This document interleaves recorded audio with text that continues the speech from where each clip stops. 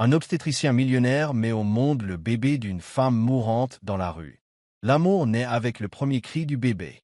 La nuit était d'un froid glacial, ce genre de froid qui mordait à travers les gants et vous glaçait jusqu'aux os. La circulation du centre-ville était paralysée, les phares s'étalant sur les rues luisantes comme des étoiles maculées. Sous l'ombre d'un autopont, l'air semblait plus dense, plus calme, à l'exception d'un klaxon occasionnel ou du bourdonnement des moteurs tournant au ralenti, frustré. Evan Hale était assis au volant de son SUV noir, regardant sa buée se former sur le pare-brise. La ville suffoquait sous la glace, et les flocons de neige qui tombaient n'avaient plus rien de romantique. Ils étaient cruels, des rappels acérés d'un hiver qui refusait de desserrer son étreinte. Il venait de quitter une conférence médicale en ville, où il avait été l'orateur principal, loué pour sa précision chirurgicale, ses idées visionnaires, son statut d'un des plus jeunes et plus riches obstétriciens du pays. Mais à cet instant, rien de tout cela n'importait. Il voulait juste rentrer chez lui. Son téléphone vibra sur le siège à côté de lui. Encore un message de félicitations. Il ignora. Fatigué, impatient, il tapota des doigts sur le volant. Puis quelque chose dans sa vision périphérique le fit se tourner.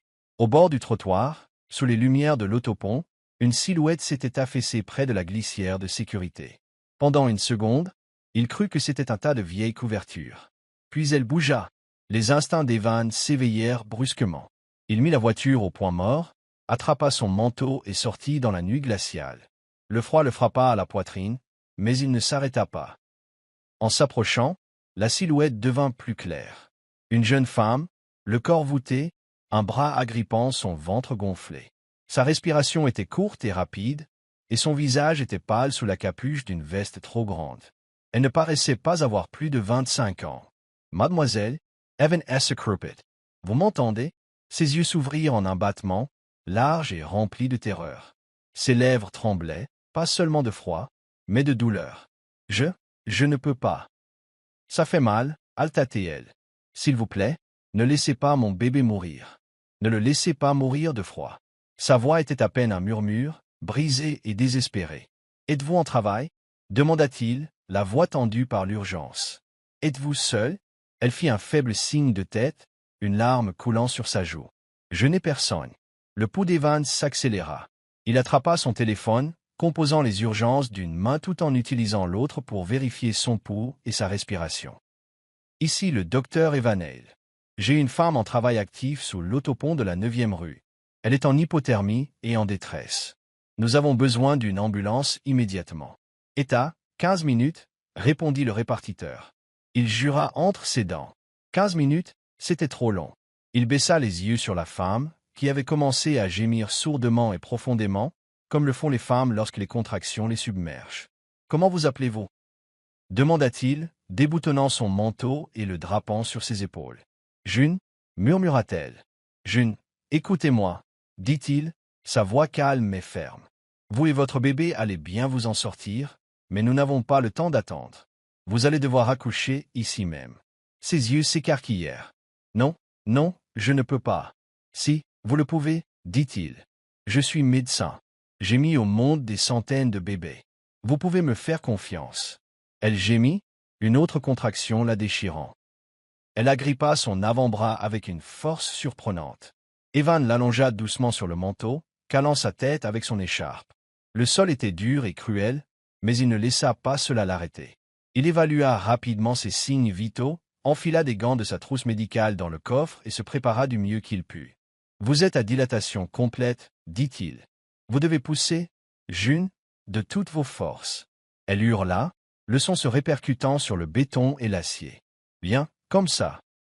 Vous vous débrouillez très bien. » Les minutes suivantes parurent des heures. Evan la guida à travers chaque contraction, ses mains stables, sa voix basse et encourageante. La ville s'estompa autour d'eux. Plus de circulation, plus de froid, juste une femme luttant pour donner la vie au monde. Puis, soudain, un petit cri perça la nuit. Evan souleva le nouveau-né dans les airs, le cœur battant. Une fille, minuscule, rose, se tortillant, vivante. Il enveloppa rapidement le bébé dans sa chemise sous le manteau, la pressant contre la poitrine de June pour la garder au chaud. « Elle est magnifique, » murmura-t-il. « Vous l'avez fait. » June sanglota de soulagement. ses bras tremblants alors qu'elle serrait son enfant contre elle. Le son des sirènes se rapprochait, mais Evan les entendait à peine. Il était trop concentré sur la scène fragile et miraculeuse devant lui. Sous la lueur crue des lampadaires et le rugissement d'une ambulance approchant, un enfant avait pris sa première respiration. Et quelque chose dans le cœur d'Evan changea, doucement, puissamment, pour toujours. Les sirènes devinrent plus fortes jusqu'à ce que l'ambulance s'arrête finalement en dérapant sur le trottoir glacé. Les ambulanciers se précipitèrent, leurs mouvements fluides et précis. Une danse répétée 1000 fois, mais non moins urgente. Evan resta prêt, balayant la neige des cheveux emmêlés de June alors qu'il la soulevait doucement sur le brancard. Il monta à l'arrière avec elle et le nouveau-né, ne lâchant jamais sa main. Sa peau était glacée au toucher, ses lèvres pâles, et sa respiration venait en halètements courts et saccadés. « Elle perd trop de sang », dit-il au technicien médical d'urgence. Sa voix était tendue d'une urgence professionnelle. Elle a besoin de liquide, d'oxygène et d'une surveillance étroite, immédiatement. Le technicien médical d'urgence hocha la tête, déjà au travail. Evan ajusta le masque à oxygène sur le visage de June et pressa doucement ses doigts. Ses paupières frémirent. « Ne la quittez pas, s'il vous plaît, » marmonna-t-elle, la voix à peine plus forte qu'un souffle. « Je ne le ferai pas, » dit-il doucement en se penchant plus près. « Je le promets. Elle est en sécurité. Vous l'êtes toutes les deux. » Dans le chaos des gyrophares et le bip régulier des moniteurs, l'ambulance filait dans la nuit. À l'intérieur, le monde d'Evan s'était rétréci à deux êtres fragiles, l'un qui avait déjà défié le sort, et l'autre qui se battait encore. À l'hôpital, dès qu'il sortit du véhicule, une vague de reconnaissance parcourut le personnel des urgences. Evan Hale n'était pas n'importe quel médecin. Il était un nom, un symbole d'excellence. Les infirmières firent place instantanément, et en quelques secondes, June fut transportée dans une salle de traitement. Evan confia le nouveau-né à l'unité de néonatologie, ses mains douces mais fermes. Elle est née dans des conditions froides, l'hypothermie est une préoccupation. Gardez-la sous la couveuse, surveillez la saturation en oxygène.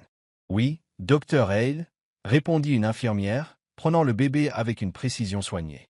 Evan ne s'assit pas. Il faisait des allers-retours entre la chambre de June et l'unité de néonatologie, vérifiant les signes vitaux, consultant les internes, examinant les analyses.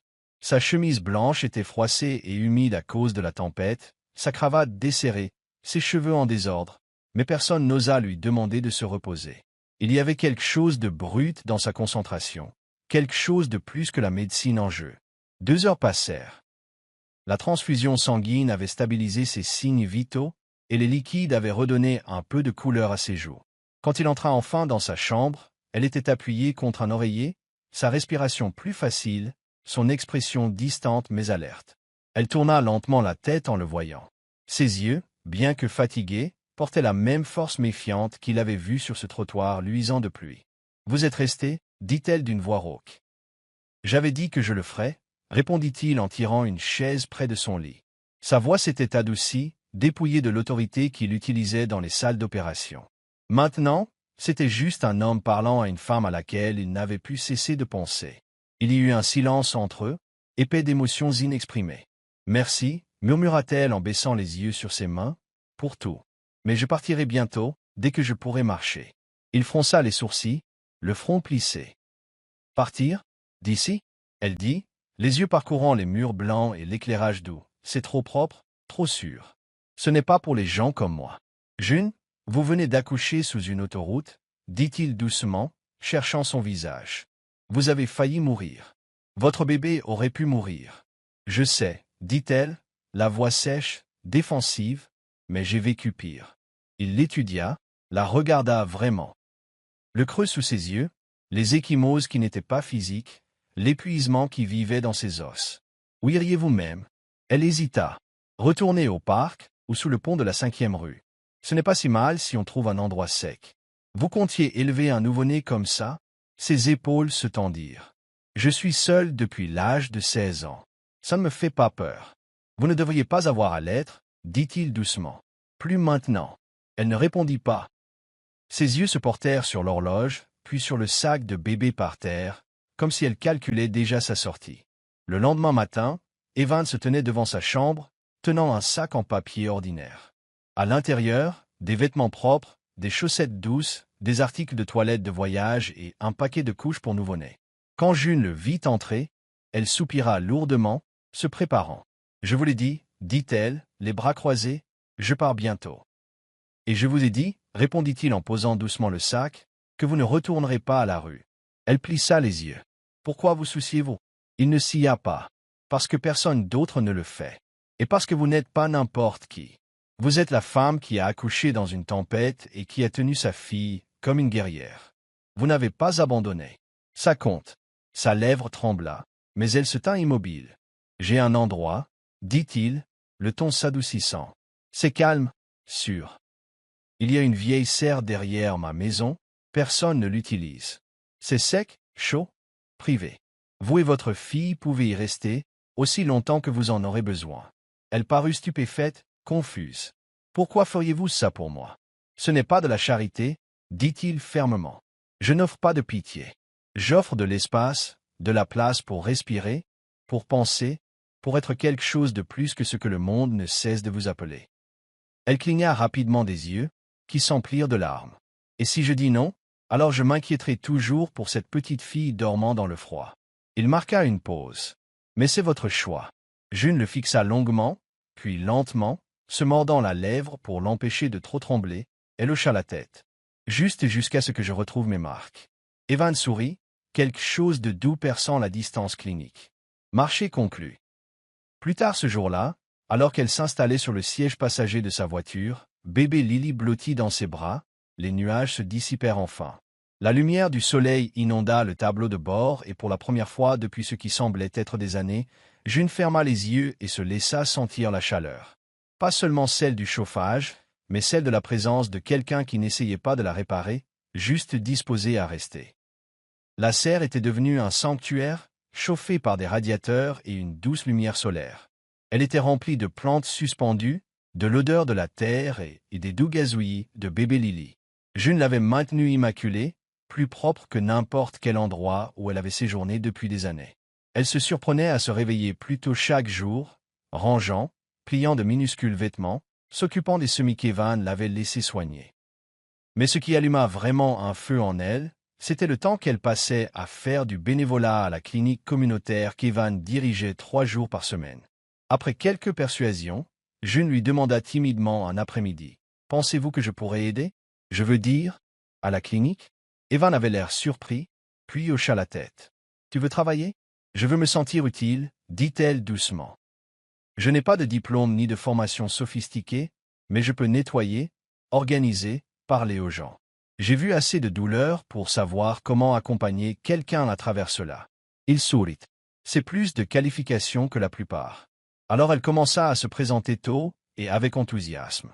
Elle aidait à l'enregistrement dans la salle d'attente, préparait du thé pour les patients nerveux et offrait des mouchoirs aux mères tenant des photos d'échographie. Tous ceux qui la rencontraient voyaient la gentillesse en elle, même si elle avait encore du mal à la voir elle-même.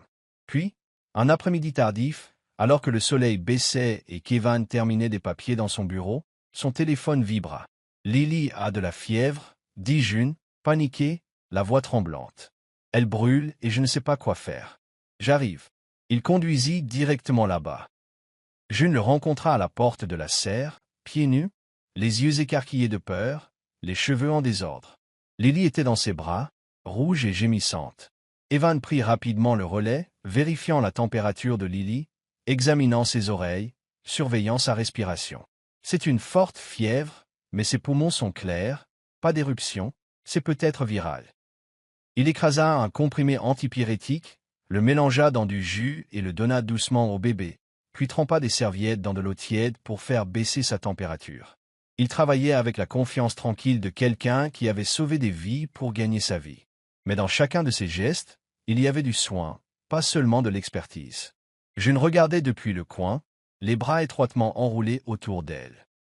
Au fil des heures et alors que la température de Lily commençait à baisser, Evan resta, assis par terre avec elle sur ses genoux, lui chuchotant doucement, lui frottant le dos jusqu'à ce qu'elle s'endorme. « Tu n'étais pas obligé de rester, » murmura June. Il leva les yeux vers elle, sa voix basse. « Je ne voulais pas partir. » Elle le fixa, la poitrine lourde. Les mots vinrent lentement, ce que l'on cache trop longtemps. J'avais 19 ans quand je l'ai rencontré, Gavin. Je pensais qu'il était mon avenir. Quand je suis tombée enceinte, il m'a dit que je ruinais sa vie. Ses parents m'ont payé pour disparaître. Je n'avais nulle part où aller, j'ai dormi dans des refuges, des bus, sous des ponts. Sa voix se brisa. Quand les contractions ont commencé, j'étais seul, sur un banc. J'ai pensé, peut-être que c'est mieux si nous ne nous en sortions pas toutes les deux. Les yeux d'Evan s'assombrirent, non pas de pitié, mais d'une colère sourde et brûlante envers le monde qui l'avait abandonné. Mais vous vous en êtes sorti, dit-il doucement. Et vous n'avez pas seulement survécu, vous avez maintenu Lily en vie, chaque jour, avec rien d'autre que votre volonté. June s'essuya les joues. Parfois, je ne sais pas comment je suis encore là. Il se leva, plaçant le bébé endormi dans le berceau. Puis il se tourna vers elle. Tu es là parce que tu refuses d'abandonner. C'est plus que de la force, June. C'est de la grâce. Elle le regarda vraiment, et dans ses yeux ne vit aucun jugement, aucun fantasme de sauvetage, seulement de la reconnaissance. La reconnaissance d'une âme qui avait traversé le feu et survécu avec un amour intact. Tout commença par un coup frappé à la porte, sec, délibéré, et chargé d'un poids qui raidit tout le corps de June. Elle venait de finir d'allaiter Lily et la berçait doucement pour l'endormir à l'intérieur de la serre, la faible odeur de terre et de lavande emplissant l'air.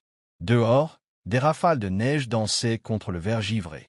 Le monde semblait calme, comme si un rare moment de paix les avait enfin trouvés.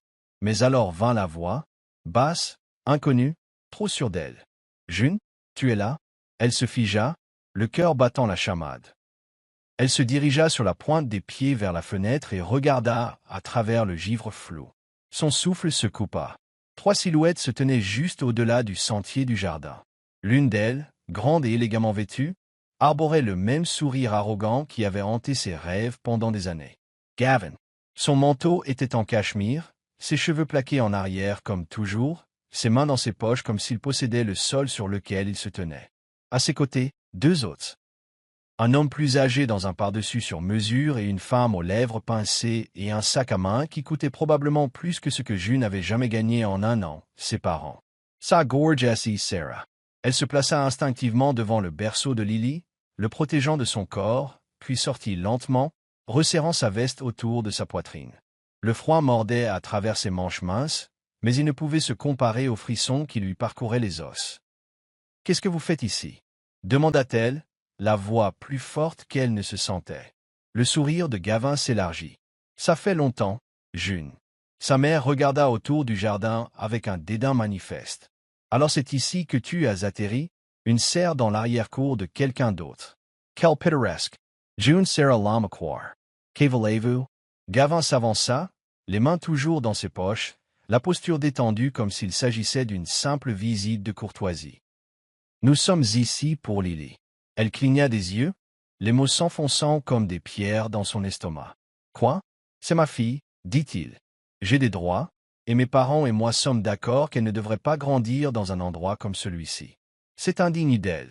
Ce n'est pas un jouet que tu as laissé derrière toi et que tu veux maintenant réclamer, » cingla June, se plaçant entre eux et la porte. Le père de Gavin fit un pas en avant. Sa voix était froide, répétée, légale. « Vous n'êtes pas marié, vous n'avez aucun revenu, aucun actif immobilisé. Vous viviez jusqu'à récemment dans la rue. Votre style de vie n'est pas adapté à l'éducation d'un enfant, et nous avons déjà déposé une requête en garde. » June recula en titubant, agrippant le cadre de la porte. « Vous ne pouvez pas faire ça. Il nous a quittés. Il nous a abandonnés avant même qu'elle ne naisse. » Gavin inclina la tête. « Ne déformons pas les choses. Je t'ai offert de l'argent, tu as choisi la voie difficile. Tu m'as offert de l'argent pour me faire taire et disparaître, et pourtant, coupa sa mère, tu as quand même réussi à piéger un médecin pour qu'il s'occupe de tes problèmes. Intelligente, la fille. » Le visage de June devint blanc. « Vous ne savez rien de nous. Je sais que notre petite fille mérite mieux, » siffla la femme. « Cet enfant porte notre lignée. Elle ne sera pas élevée par une fille des bas-fonds avec une adresse de pitié. » Gavin s'approcha, baissant la voix. « Nous avons déjà une représentation légale. Si tu coopères, nous serons généreux. Sinon, eh bien, tu sais comment ces choses se passent. Tu n'as rien. Nous avons tout. Les tribunaux te mangeront toute crue, June. » Sa vision se brouilla. La douce respiration de Lily résonnait de l'intérieur et soudain, le froid n'avait plus d'importance. Elle claqua la porte sans un autre mot. À l'intérieur, ses genoux cédèrent. Elle glissa au sol, serrant Lily contre sa poitrine, se balançant d'avant en arrière. Son, esprit, Essembala. Date d'audience, médias, avocat, humiliation publique, perdre Lily. Non, non, non, non. Cette nuit-là, elle ne dormit pas. Le passé déferla comme une inondation. Images de refuge, de bancs de parc, de nuits glaciales avec un ventre qui grossissait et aucun espoir. Et maintenant qu'elle avait enfin trouvé une certaine stabilité, une certaine chaleur, tout lui était arraché. Au matin, elle avait pris sa décision. Elle emballa le strict nécessaire. Couche, les maternisés, une couverture, un change. Elle plaça Lily dans une écharpe sur sa poitrine et blottit la tête de la petite fille sous son menton. Ses joues étaient humides de larmes. Au lever du soleil, elle se glissa par le portail arrière. Ses pieds bougeaient rapidement, avec urgence. Elle fuirait, comme la dernière fois, et personne ne la trouverait. Ni Gavin, ni son argent, ni son pouvoir. Mais avant d'atteindre la ruelle, une voix perça le brouillard. « June !» Elle se retourna vivement. Evan. Il se tenait en blouse, les cheveux ébouriffés, son manteau à moitié boutonné. Sa voiture était garée de travers sur le trottoir, les feux de détresse clignotant. Ses yeux la parcoururent de la tête aux pieds, son sac de sport, ses yeux gonflés, le bébé dans ses bras. « Où vas-tu » demanda-t-il, essoufflé. Elle baissa les yeux. « Je dois partir. Il faut la prendre. Je ne peux pas laisser ça arriver. » « June, dit-il en se rapprochant. Tu penses que fuir la gardera en sécurité? Tu seras de nouveau seul, affamé, dormant dans des gares routières. Je l'ai déjà fait et j'ai failli y mourir. Quel choix ai-je? Sanglatait-elle. Gavin a des avocats. Il a de l'argent. Ils m'enterreront sous la paperasse avant même que je ne voie un tribunal. Pas si je me tiens à tes côtés. Elle se figea. Pourquoi ferais-tu ça? Ce n'est pas ton problème. La voix d'Evan s'adoucit. C'est devenu mon problème au moment où tu m'as confié Lily, me faisant confiance pour protéger sa vie. J'y suis mêlé maintenant, que tu le veuilles ou non.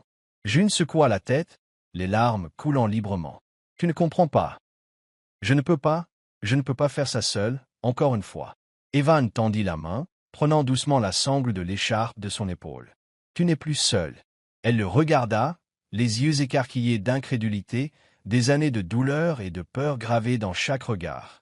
Et pourtant, à cet instant, debout dans une ruelle dans la grisaille du matin, le battement de cœur de sa fille pressé contre le sien, quelque chose dans sa voix, dans sa constance, la fit s'arrêter.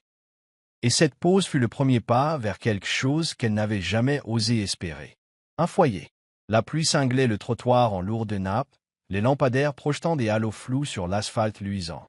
Aux confins des recoins oubliés de la ville, un abribus faiblement éclairé vacillait sous l'averse. Là, June se tenait grelottante, ses bras enroulés étroitement autour d'une Lily emmitouflée, le nourrisson gémissant doucement contre le froid et la poitrine tremblante de sa mère.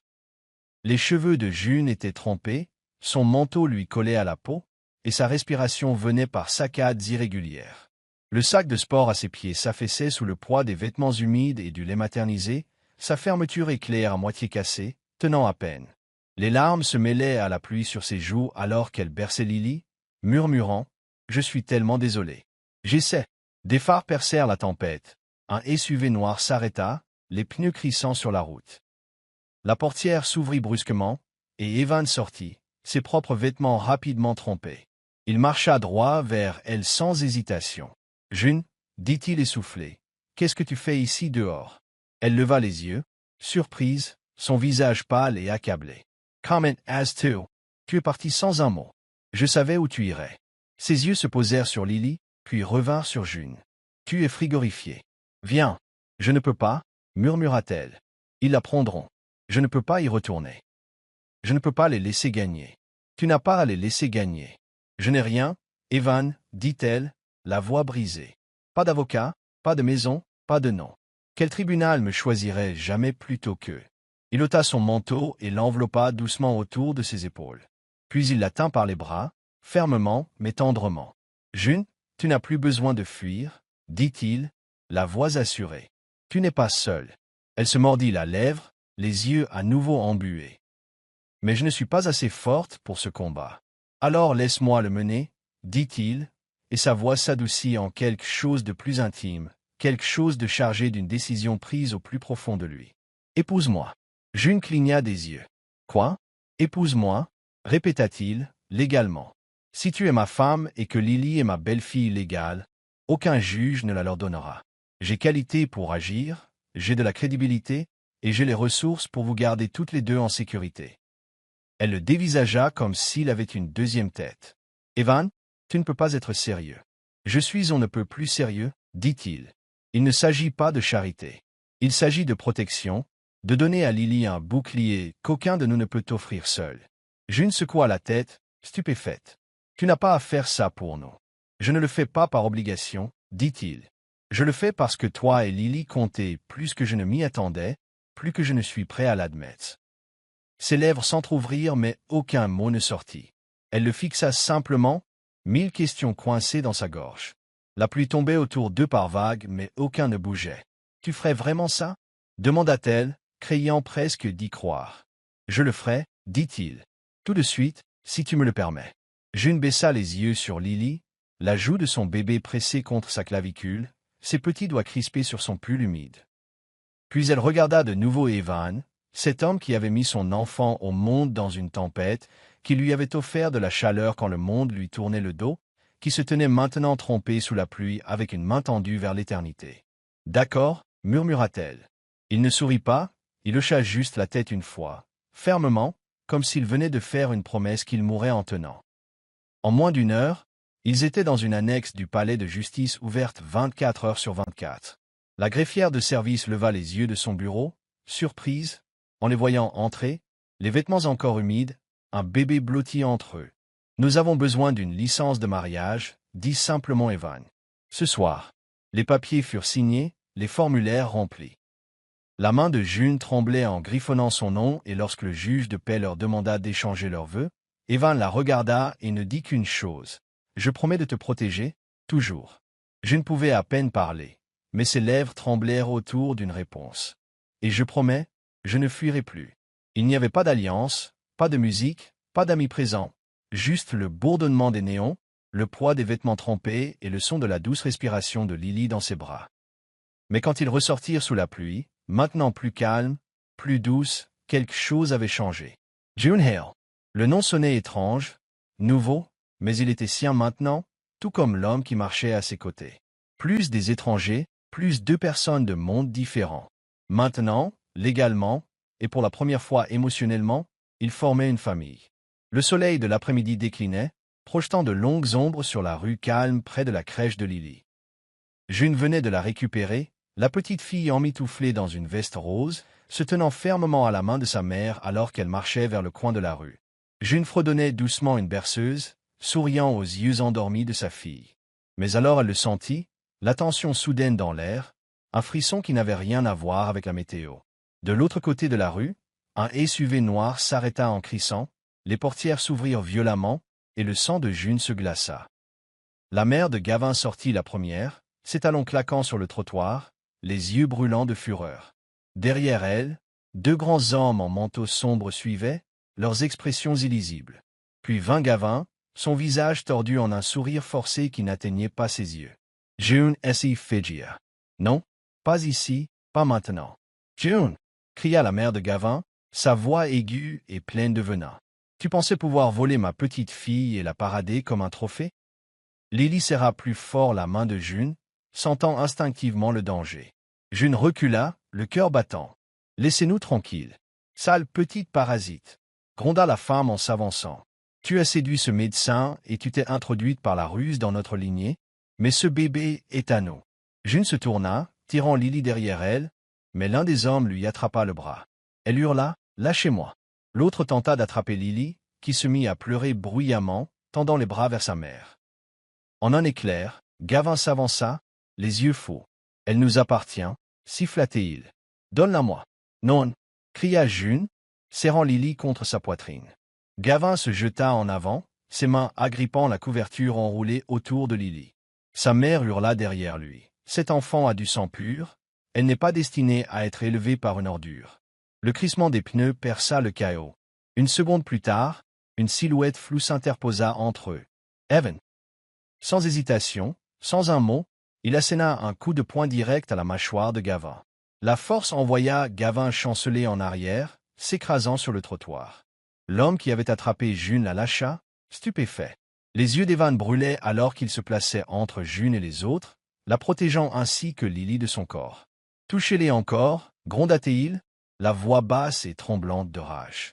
Et je jure devant Dieu que vous ne partirez pas d'ici debout.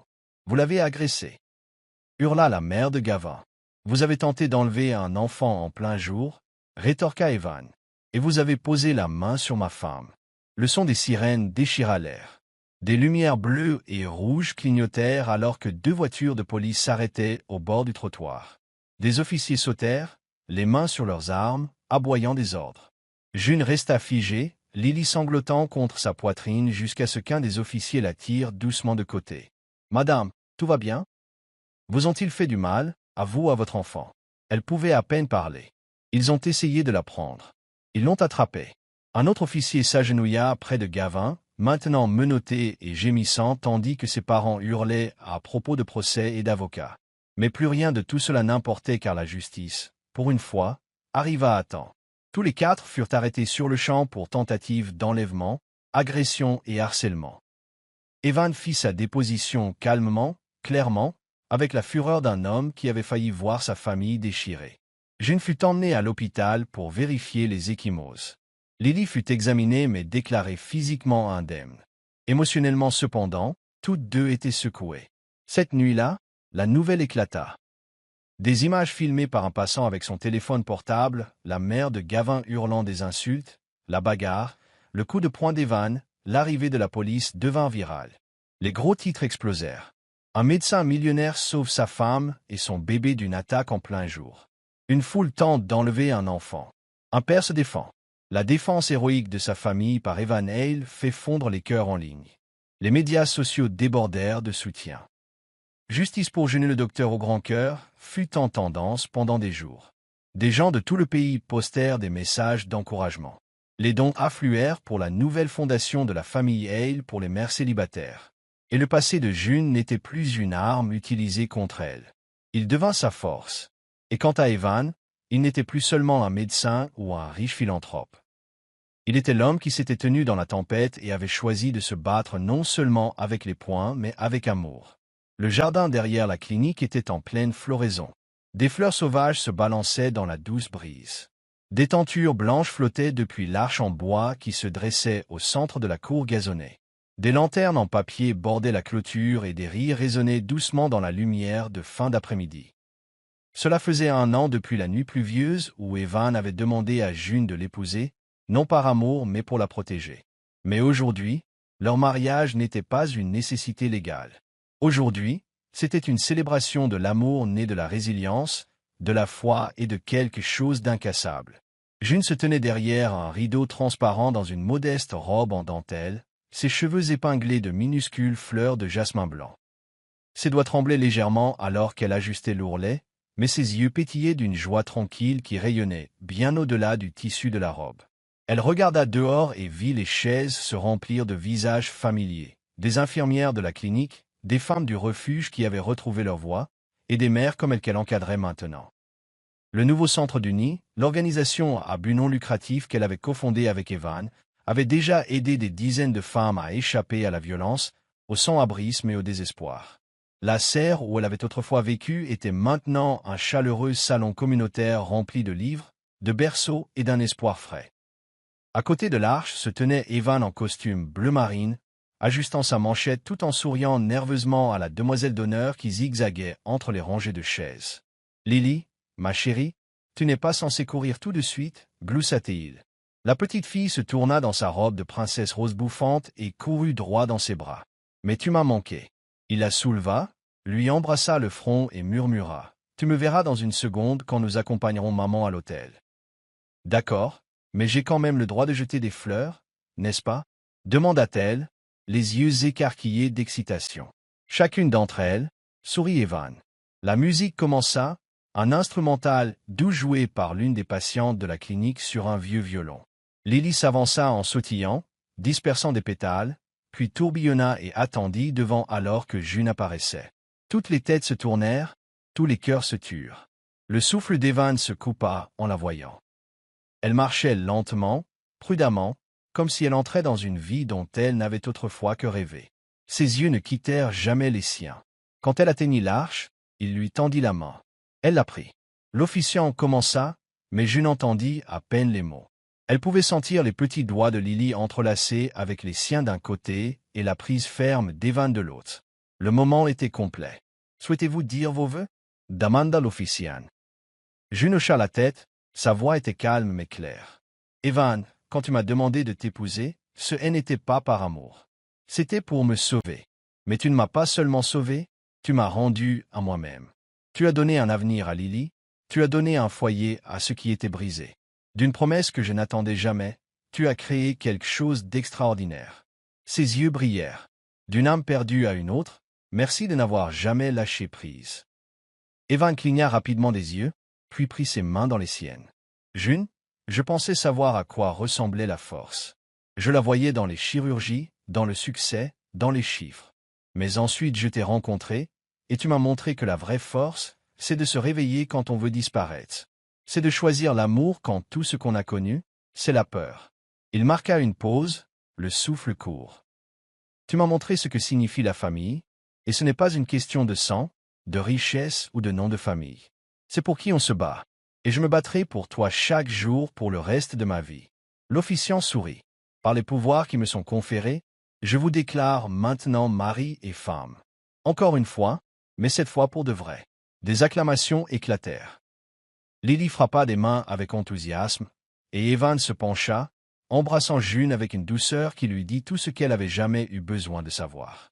Plus tard, alors que le soleil se couchait et que les invités dansaient sur la pelouse, June se tenait au bord du jardin, regardant Lily chasser les lucioles. Evan vint derrière elle, enlaçant sa taille de ses bras. Fatiguée, Madame Hale, elle se pencha contre lui. Même pas proche. Il lui embrassa le sommet de la tête.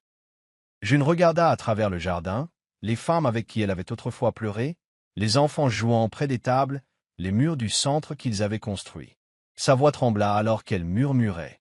D'une question inattendue, tu m'as donné une toute nouvelle vie. Evan la tourna vers lui, ses yeux chauds. Parce que la famille, ce n'est pas d'où l'on vient, c'est pour qui l'on choisit de rester. Ils restèrent là alors que les premières étoiles illuminaient le ciel, leurs doigts entrelacés, leurs filles riant en arrière-plan. Pas un conte de fées. Quelque chose de mieux. Quelque chose de réel. Pour toujours. Merci de nous avoir accompagnés dans ce voyage inoubliable de résilience, de rédemption et d'amour inconditionnel. La fille sans abri dans le cœur du millionnaire nous rappelle qu'aucun passé n'est trop brisé pour être réécrit, aucune âme trop perdue pour retrouver son foyer. D'une nuit froide sous un pont à un jardin chaleureux rempli de rires, June, Evan et la petite Lily prouvent que la famille n'est pas seulement faite par le sang. Elle est forgée par le sacrifice, le choix et le courage d'aimer quand c'est le plus difficile. Si cette histoire a touché votre cœur, remué votre âme ou vous a rappelé la beauté des secondes chances, nous vous invitons à faire partie de notre communauté grandissante. N'oubliez pas d'aimer, de partager, et surtout, de vous abonner à Histoire qui touche l'âme. Ici, chaque histoire est plus que de simples mots. C'est une porte vers la guérison, l'espoir et l'humanité. Abonnez-vous maintenant à Histoire qui touche l'âme, où chaque récit laisse une marque sur votre cœur.